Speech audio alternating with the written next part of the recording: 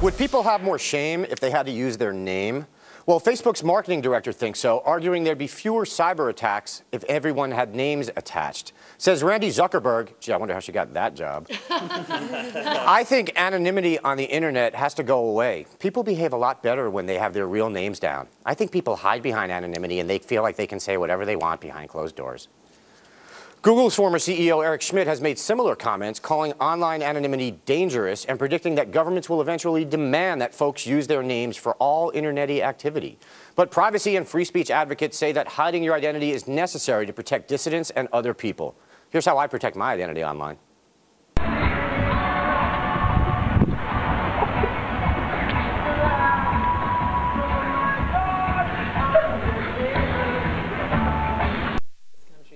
Of course, I'm going to have to change it up now, I guess. And what do you think? Should people be forced to use their real names online? First of all, please don't use my real name. Okay. Sorry, Barb. As much as I would like to make fun of what she's saying, no, of course it's true. I mean, even when I give college speeches and these brats stand up and start screaming curses, I ask them for their names. Of course, I plan to give it to John Ashcroft, but they sit right back down again. I give my name, I stand in front of them, I'll say what I'm going to say. Don't, hide in the shadows. And it's the same thing on the internet. And manifestly, that's true. Okay. Sorry to make a serious point. That's okay. And not a rape joke. Every once in a while, it's okay.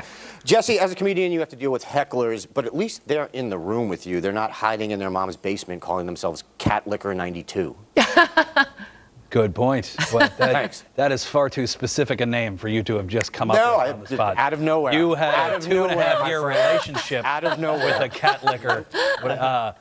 No, I actually agree with that. Like, it is funny how when you do call out the heckler, how just quiet they get. Right. But, I mean, I have a lot of stuff on the internet, too, and so I get that a lot as well. And that's half the fun of the internet. What is the point of going online without the possible Russian roulette-y kind of idea that, like, this may or may not be a pantsless dude? Like, that's what's fun about it.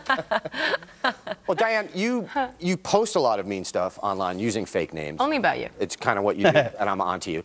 But do the privacy advocates have a point here? Isn't anonymity sometimes important? It is sometimes important. I think particularly when, you're speaking out for, this is, again, making a serious point, but if you're speaking out against something that's going on in the government, there are revolutionaries that started with anonymous comments, anonymous posts, and sometimes you need that kind of protection. But what they're talking about is specifically cyberbullying, and I think they're focusing on the wrong point. It'd be great if the world was all flowers and candy, but it's not. And so instead of trying to manufacture this world for your kids, teach them that they're going to come across a lot of jerks in their life, and they should be prepared to deal with that, either by ignoring them or by standing up to them if it's appropriate.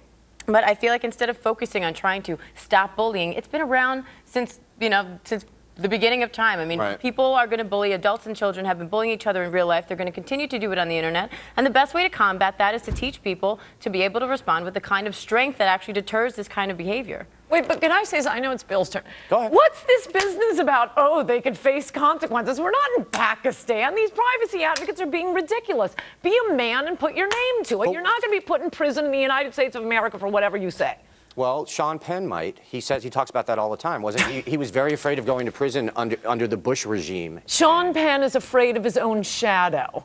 This makes my point. Yes. Well, but I mean, you're a public figure. Don't you have private conversations online where you... This isn't whether you can email with somebody or not. It's whether you can post online. It's one thing if you're in... I mean, you just say, you criticize the government. Criticize the government all you want in the United States of America. I promise you, they can't put you in prison. And the thing is, I would respect you more if you weren't being a hypocrite on this, because you do not put your name on your Craigslist ads.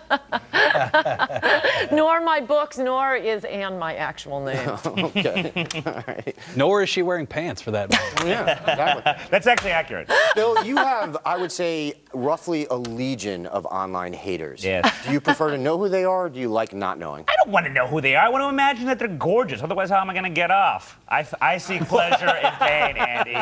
I like their venom. Any other questions? And they thought we were bad. I know. Yeah. No other questions for you ever. So do you have a comment on the show? Email us. It's redeye@foxnews.com. And to leave a voicemail on Greg's direct line, call 212-462-5050. Still to come, the halftime report from Patty Ann Brown. Tonight's halftime report is sponsored by Sandwiches. the delicious food item usually consisting of 2 or more slices of bread with 1 or more fillings between them. Thanks, sandwiches.